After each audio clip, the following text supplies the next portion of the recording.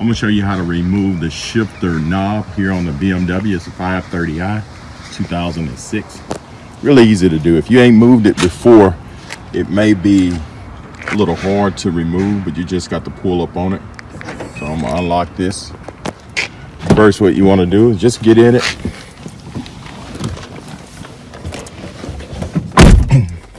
And what you want to do is just squeeze this and lift up on it. It may take two hands, but you squeeze this in, and what it do is lift that spring up, and you just pull it up on it hard.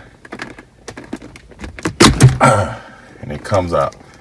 See, I'm doing that with one hand. If I would have did it with two hands, it'll come out.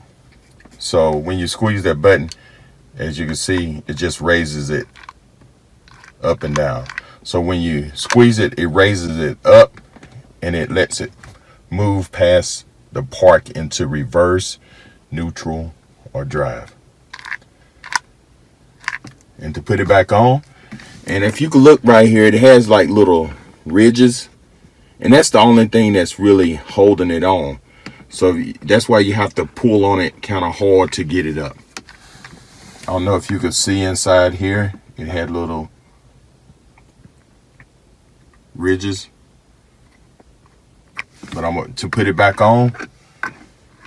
Just put it here, and it's in park, so you just hit down on it a little bit. That's it, and it's in. So the only thing holding it is those little ridges around there. It's nothing really. I don't even think you have to push it in. So we're gonna try it without pushing it in. I'm gonna just pull it straight up, and it comes out. That's it. But I've seen a lot of videos tell you to push that in and pull it up. So on other vehicles, maybe you have to do that. So to put it back on, just hit it a little bit. That's it. But make a habit of pushing it in and pulling it up.